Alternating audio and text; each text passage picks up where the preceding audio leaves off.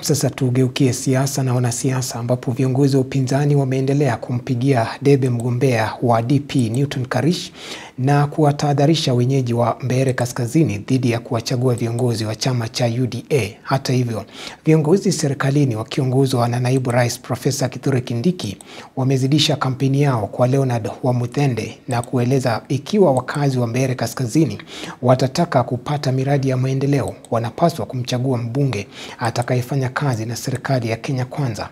Isaac Musyoka anatuarifu. Kadri muda unavyozidi kuyoyoma kabla chaguzi ndogo zinazotarajiwa tarehe 27 mwezi huu, kampeni zimeshika kasi maeneo yanayotarajiwa chaguzi hizo. Harambee! Kampeni za uchaguzi mdogo eneo bunge la Mbeere Kaskazini zilianza mwendo wa asubuhi, ambapo aliyekuwa naibu rais Rigathi Gachagua aliendelea na kampeni ya nyumba hadi nyumba nyingine, kiwari wenyeji kumpigia kura mwaniaji wa chama cha DCP Newton Karish.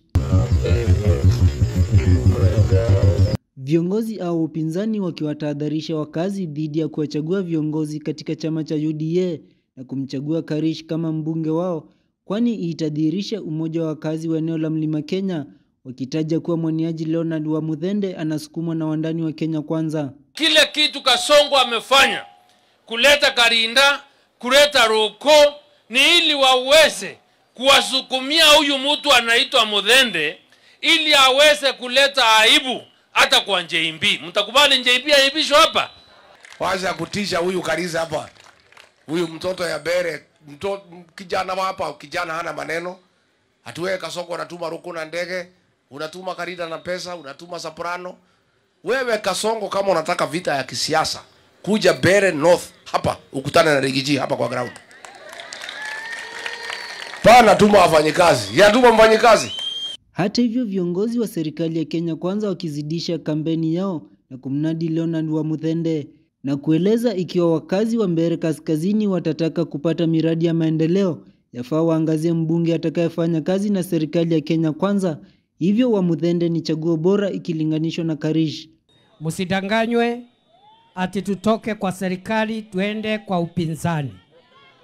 Hamuwezi kuchagua mbunge wa upinzani, na sio kwa sababu ingine, ni kwa sababu huyo mbunge wa upinzani hata akipewa kiti hana mtu wa kuambia mambo ya barabara zetu, mambo ya stima yetu. Katika eneo bunge la Magarini, kaunti ya Kilifi, kinara wa chama cha Wiper Stephen Kalonzo Musyoka aliongoza kampeni za upinzani kumpigia debe Stanley Kenga kama mwaniaji wa ubunge na chama cha DCP. Kazi ambayo tuko nayo hapa, nyinyi watu wa Magarini ndio tumekuja tuwasihi kwa roho safi. Tunajua mbunge wenu, hatuna ubaya na yeye, lakini hako na ukoo mbaya. Sasa mjue mkipatia Stanley kura, ni watu wa Magarini wanaenda kutetewa.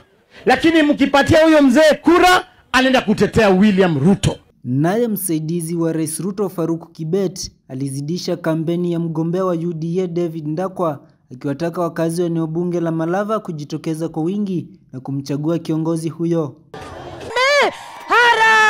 Isaac Musyoka, Undugu TV.